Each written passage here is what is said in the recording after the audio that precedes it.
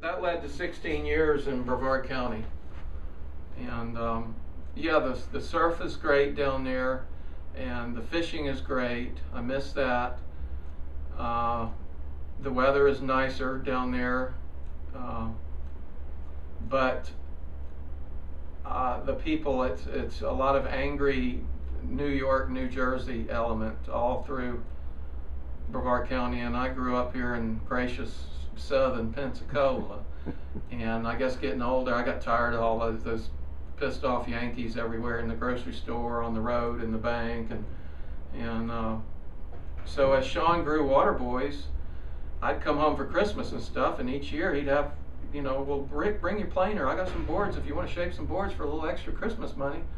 And it got more and more, and then it got to where I'd come up here about once every 3 or 4 months and do a whole big batch of boards for him. And at the same time, Spectrum was waning. They had had their day in the sun and wasn't doing as well as it was, and we were all struggling a little more. And I wanted to come home anyway, get away from the damn Yankees. So I told Sean, I said, man, you get to the point where you can give me such and such amount to do, then shoot, I'm out of Brevard County. I'm coming on back home. And so that's how that happened. And I moved back up here in 95, 96. And we went gangbusters. That's when he was down on Gregory Street, and really built some great boards. And of course, he's done well ever since. The place, the different types of manufacturing, the different types of materials being used, and then the international thing, and the blank situation, I think, has finally settled down. I think the cream has risen to the top, and we can see kind of where that's going. But the Clark foam definitely, you know, epoxy is nothing new. We played with it in the 80s. Craig and I did at Spectrum, and it still has its own set of problems that comes with it. And but now it is back in the limelight, big time.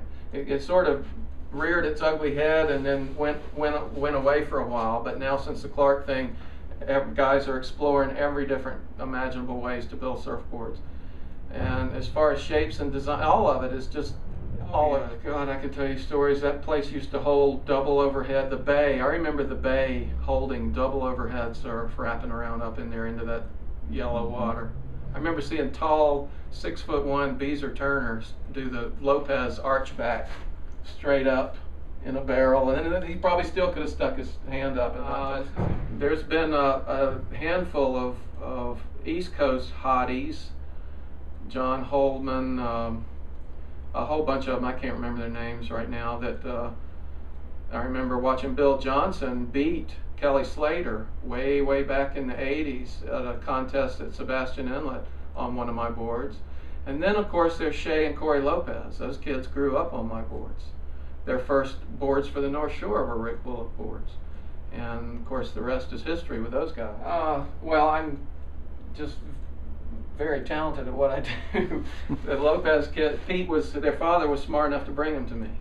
And but as far as this area, yeah, there's a lot of passion for surfing out of this area, and I think it's because the surfers come out of this area hungry. That and the fact, and there's a lot of talent that comes out of this area because it's beach break. You grow up in a long, stretched out swell type of environment and mentality, and you don't hone your skills as sharply and your reflexes as most surfers do that grow up surfing beach break stuff. So there's a lot to be said for that. And it is a small little community, that surfing community, that with a lot of passion. And I'm proud to be. It was celebrated even in Hawaii. When I lived in Hawaii, of course, now this is the 70s, but the local folks enjoyed Florida surfers and welcomed, for the most part, Florida surfers more than they did surfers from California. So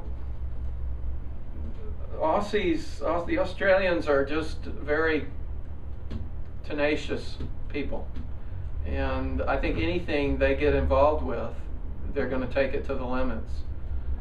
That's the impression I got living in Hawaii, and I got to know and you know, be in and around during the winter a lot of those guys, and for the most part I admire them. I don't believe in the thruster. I never did. I was there when all this came about. Everybody was playing with twin fins, and big, powerful, aggressive Simon Anderson kept blowing the tails of his twin fins out of the water in the windy afternoon North Shore surf. So he stuck a third fin on there kind of as a sea anchor and went and won 3 events in a row. And thus the thruster was born. Everybody thought it was a valid, some kind of big mystery behind it, and he was just trying to keep the tails of his surfboards in the water. I think I was real successful. I've always believed in the multi-fin concept. I was a twin fin fish guy from way back. So I've always believed in the multi-fin setup. I just always felt that there was a better way to do it than the thruster. The center fin with the two side fins too. But they were all, I was very careful, they all were in concert with each other. You couldn't do one setup without the other. In other words, you couldn't ride it as a single fin. You had to have, there wasn't enough single fin there. You had to have the help of the side fins. But you couldn't take the single fin out and ride it with just the side fins. The side fins needed that center fin. So the whole setup came together to just be a magic. Well, I was after the down the line, the drive, the speed, the down the line, and the projection of a single fin, but also with that snappy, loose multi-fin rail-to-rail transition. And I'm pretty well, if you rode one, then you know I'm pretty well. Doing this, I hear more negative from guys that get quads than positive. I get a lot, we get a lot of quads that come back. Actually, what we're doing a lot now is the 5-fin setup. So the guys can ride it as a quad, a thruster, or twin fin.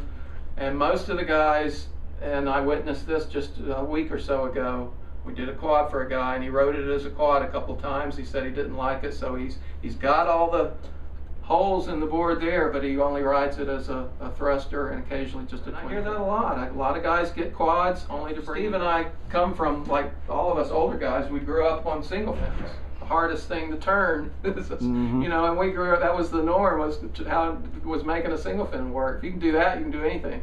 But there's this whole new generation, or a generation and a half, that grew up on thrusters, and they had to learn how to turn before I was, for a lot of reasons in the world. But I relish the generation of growing up surfing, the single fin era, and that groovy, soulful 60s and 70s, one with the wave mentality. And I think that was an excellent foundation for my shaping and for understanding the multi-fin, the thruster, and all that business now, having that foundation. Right around late 70s transitioning, it seems like a lot happened right at 1980, 81. I've seen in all my 35 plus years surfboard sales as slow as it has been in the last 3 years, even before the oil. The other thing is, for us so far, it looks like we've dodged a big storm as far as the oil spill. However, we all know there is a bunch of oil out there somewhere, and the repercussions for the Gulf surfing and fishing and otherwise could, I think, are yet to be seen and could be really vast and devastating. Okay.